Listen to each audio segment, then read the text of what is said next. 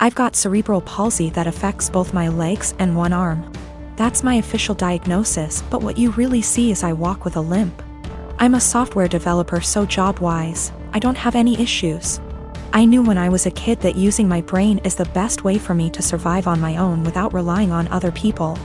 I haven't had the chance to get my driver's license, but according to therapists and doctors that shouldn't be an issue. That's the background about me. My girlfriend and I have been together for a year.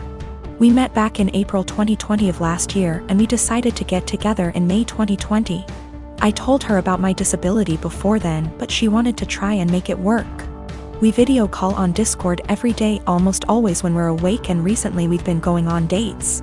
She's more than happy to lend me an arm, and she notices things about me that even I miss myself. Outside of my family, she's the most loving and caring person I know, and she's my motivation to do better and improve myself. Honestly, I never thought I could find someone I trusted enough to share my more negative thoughts and problems. I always tried to seem happy so I don't worry others. The emotional support she gives me is really irreplaceable. The problem is scared that, in the future, she will have to take care of me, or most of the work will fall onto her. To make matters worse, her mom has been telling her for the past few weeks to break up with me because she can find better, and she doesn't want her to have the burden of caring for me. She's also really afraid that I will get arthritis early due to my cerebral palsy, and if that happens, a lot is going to be on her. I've tried doing things like stretches and exercises to maintain and improve my muscle tone, but she is still afraid I'll get worse. I'm an introvert, I don't know a lot of people, and honestly, I don't even know the options I've got to look at. I want to prove that I can be independent and that if things do go wrong, it won't just be on her. I'm in Ontario, Canada. Are there things I can look into and do to assist with my disability, or things I can look into so if things do go wrong, I won't be a burden on her? I'm at the end of my wits.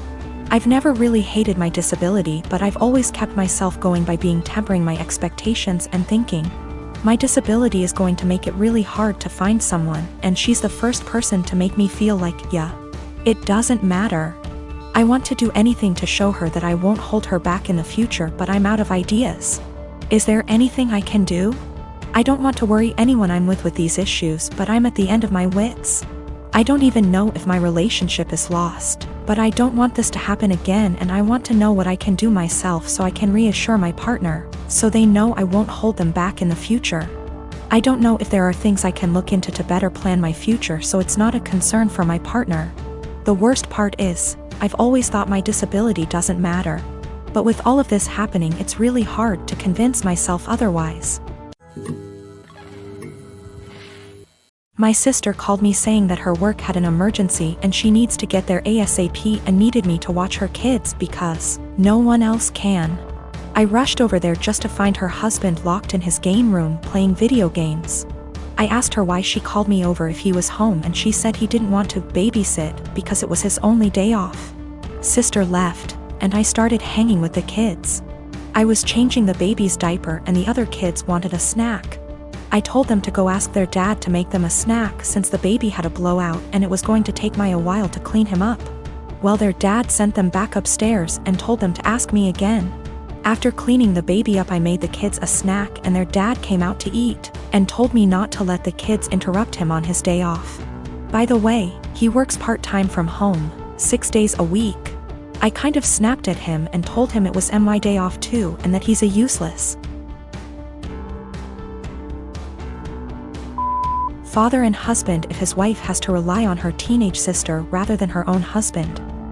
He started telling me I was disrespectful and didn't understand how hard parenting is, and I told him he clearly doesn't understand how hard it is either since he considers parenting his own children babysitting.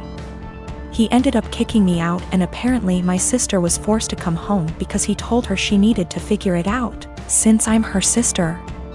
I feel like I may be the asshole because my sister is mad at me, her husband is mad at me, my mom is mad at me for causing drama, but my dad thinks it's funny and agrees with me.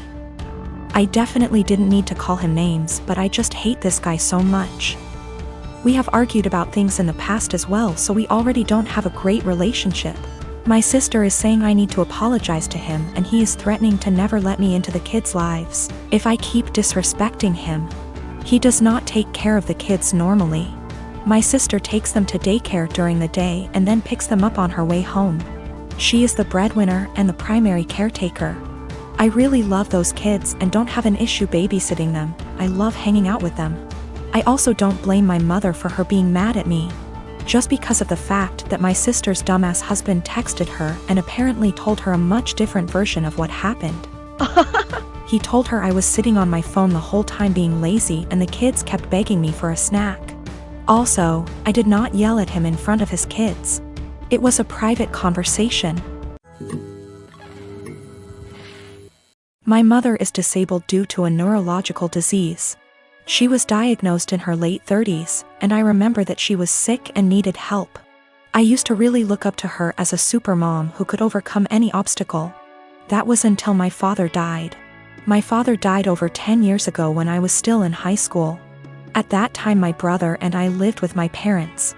I got a job when I was in high school after he left, cleaning the house, mowing the grass, buying food with money from work, paying bills when I could, the minimum wage is low, and cooking dinner for my mom and myself almost every night. My brother was rarely at home, except to sleep or because he needed money.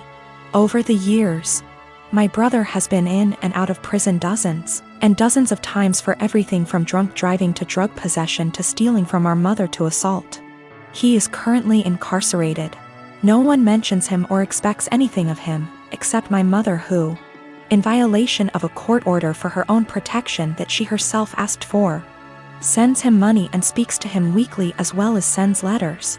Back to my father's death, a 7-month bout with illness.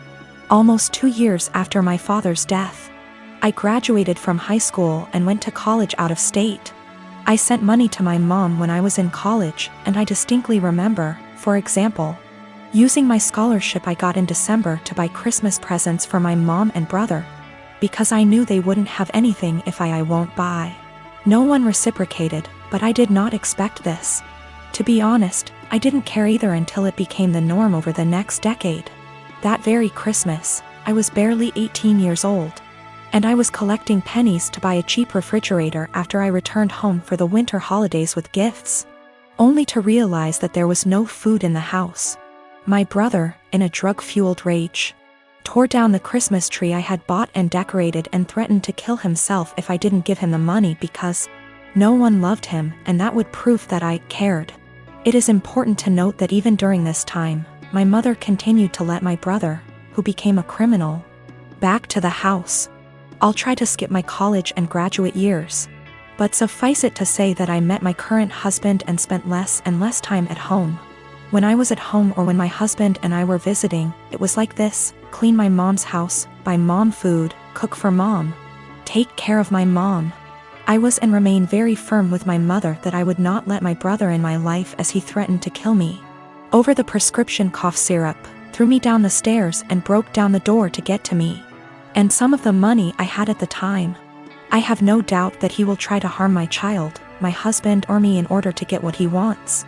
He told me he would find me and he would teach me a lesson for his perception that I wronged him for not giving him money. And I have zero contact with him. I have blocked all numbers that have anything to do with him, including friends he calls from outside the prison. P.S. My mother let him take my number from her phone. I told my mom for years that I didn't want to have my brother in my life until he stopped using drugs for at least 1 year. To date, he is unable to do so. He stole tens of thousands of dollars from her. She always says she won't let him back into her house, but she eventually forgives him and the cycle repeats. The next year, when he was released again, she told me in no uncertain terms that he would not live with her, but admits that she keeps in touch, sends him money, and thinks it is the devil in him that makes him addicted. He will return. I offered to help my mom move closer to me since I live in many states. My husband and I even asked the realtor to come out and start the process of registering our house so we could find a house with space for my mom. My only stipulation was that she not drag my brother into my son's life. She categorically refused. She also refused to go to nursing homes, despite the fact that I went to her of my own free will and received excellent recommendations from her doctors. Now that she had surgery this week, my family is out of the slums. To be honest, I'm outraged by this. I had people who couldn't even send me a mutual Christmas card and told me that I was neglecting my mother, refusing to take time off from work and go to her place to take care of her. They don't care that I don't have days off and that I will most likely lose my job. One even stated that I wouldn't put groceries on my desk. I wouldn't work for such an employer. It's easy to say those words, but say it to my hungry baby. They said, "Who do you think took care of you as a baby?" And frankly, it hurts me. Sometimes you have to learn how to deal with life. You can't just ignore it, because getting on with life means losing your job. Walking away from my toddler in his growing up years and taking care of my mother, I guess? You can probably tell at this point that I'm fed up. I am in a stalemate when literally the only surviving family members tell me to quit my job, my family, my young child, to take care of my mom and help her. They also refuse to give a timeline, saying it will be as long as she needs it. I am expected to take care of her 24 hours a day, 7 days a week, no questions asked. I also feel strongly that they resent my mother for asking them to do me a service. Even though I have explained many times that I offered her to stay with us and have the operation here, at no cost to her, mind you. And she refused. In response, they tell me that she has the right to be close to her friends. I also tried to explain that by bowing to her at every call. They give her an opportunity, but they don't want to hear it. They don't seem to hear me when I try to explain that. For example, helping her get out of the physical therapy room a week and a half before her doctor's recommendation gives her an opportunity, and ultimately hurts her independence. She is used to everyone doing everything for her. For example, during the last visit she was very upset that I did not take her to Walmart, because she had to go there almost before the baby went to bed. It was not emergency. She wanted to look around. My mother, in all this confusion, has taken the position that although she doesn't want me to lose my job, a good daughter should take care of her mother. Frankly, I am very hostile to this statement, because my mother did not call me on my birthday before my father died. I tried to build some kind of relationship with my son. I always try to chat with them or talk on the phone. And in the last 12 years I can count on the fingers of one hand how many times she called me just to tell me about me, or my son, or ask how we are doing. If she does call, there is always an ulterior motive, money for my brother or for her, because she gave my brother everything. I'm on the edge. I can't work full-time, take care of my family, and expect to hear several times a week how bad a person I am for refusing to give up everything I've worked so hard to take care of mine, mother. No matter what, I love my mom. My husband and his family saw it unfold, and several people remarked, "Why are you even trying?" Meaning trying to schedule calls so she can talk / see my son. I invited her to my house earlier this month, scheduled plane tickets, airport assistance, etc., just to watch her play on her phone or spend time playing with the dog instead of reading a book to my little one who just wanted her attention. Today, as if the last straw was needed, I called to check on her, and she stated that she was going home against the doctor's orders because her dog needed her, because the dog was sick. First, he has a very minor skin condition that is almost 100% cured thanks to her friend giving him a prescribed ointment. Secondly, my little one got sick this week, meaning he didn't go to kindergarten for 3 days. And even after I told her about it, she never called to find out how he was. Just like she never called to check on him when he came down with the flu last year, or when he had a mysterious week and a half illness earlier this year that resulted in 4 doctor visits and a temperature of 104 degrees. I can't take it anymore. I am literally writing this as a last resort. My husband tells me not to talk to anyone. That's the whole family I have left except for one paternal aunt, because he sees me cry when hurtful comments and guilt come into play. He sees me trying to hide it from my child. But then I feel like I'm giving them what they want, right? Look at little Miss Potato, such a bad person and so inept at dealing with life. She just chose to ignore us all. But I can't defend myself all day in front of extended family members whom I've seen for over 10 years. And in some cases over 2 decades. Nothing I say will ever be good enough. I was told in no uncertain terms that I was a terrible person because I refused to leave my husband and young child and move across the county to take care of my mother. Postscript: I am not subject to the FMLA.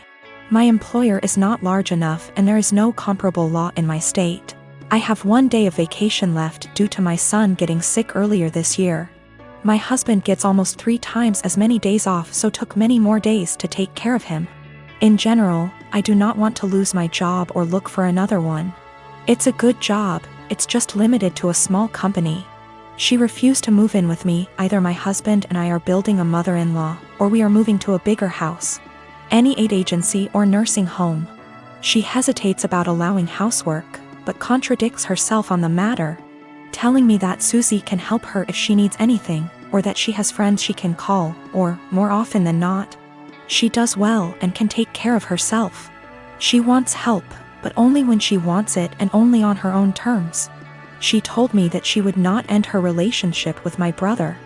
I managed to get her to agree to a consultation after my brother attacked her, stole her car and pawned all her appliances. She moved to a domestic violence shelter but declined to press charges. This happened when I was 7 months pregnant, and when I refused to drive 20+ hours in a car. I was told essentially the same thing that I am being accused of now. She justifies my brother's behavior. He hooked up with the devil, and he can't leave him. I've talked to the Adult Protective Services counselors, and it all comes down to the fact that she's an adult. She can make her own decisions. Her doctors, although they seem to agree that she may need help taking care of herself, refuse to state that she is unable to take care of herself. I've been married to my wife for 10 years and we're a mixed-race couple. I'm Asian and she's Caucasian. I've gotten along with her family, MIL, BIL, SIL, but I always felt like her father-in-law and other sister-in-law, Sarah, never liked me. I'm a professionally trained chef with 15+ years of experience, and I work at a high-end Chinese restaurant, a spin-off of a popular one in Beijing, in a large US city. My crew and I have won several awards, and I've been explicitly told I'll be the next executive chef. Sarah is also a professionally trained chef and works at a popular upscale French restaurant in the city. She constantly brags about it and, no joke, compares herself out loud to Ramsay and Bourdain. Whenever I'm at my mother-in-law and FIL's house and helping out in the kitchen, Sarah is always criticizing everything I do. Whether it's chopping, braising, marinating, etc., she always butts in with comments like, I think you should actually do X like this.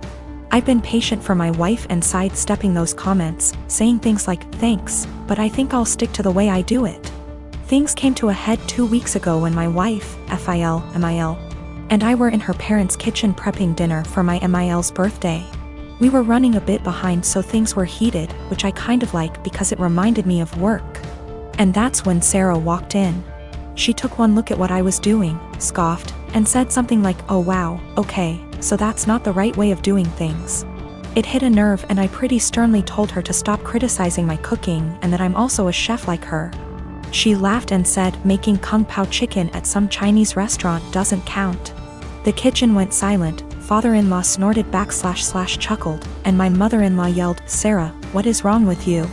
I stopped what I was doing, swore at her and called her a racist piece of shit, apologized to my mother-in-law for not being able to stay, and left for home with my wife.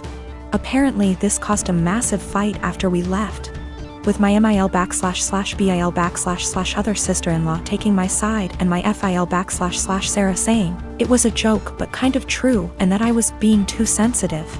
The extended family somehow got wind of this, and now everyone is arguing and taking sides, with my wife even getting texts from some her cousins apologizing for Sarah's behavior. Despite being on my side, my wife is begging me to apologize so that the fighting will stop, but I refuse to because Sarah and her blatant racism. I'm a chef working at upscale Chinese resto. My sister-in-law is a chef at upscale French resto. She's critical of my cooking skills and has now called it making kung pao chicken at a Chinese restaurant. Family at war, wife begging me to apologize. My wife has also informed me that now Sarah may be in trouble at work and she's blaming me for it. Apparently one of her co-workers heard her rant about what happened and reported it to management. So it looks like one of my wife's cousins found this post and put it on Sarah's Facebook wall going, this is you, right? Her FB friends are starting to comment with things like, if this is you, Sarah, then I'm disappointed. I think Sarah's still at work, shit might be hitting the fan soon, and now my wife is pissed too. My wife got a call from Asael. From wife's paraphrasing. Sarah started screaming / crying at her the moment my wife picked up and said that she just got demoted because of her Asian slur husband. Apparently some of her coworkers have her on FB and showed the post to management, which combined with her earlier rant, double whammied her back to being a line cook, and now she might get fired. My wife solidly on my side after taking the verbal abuse from Sarah.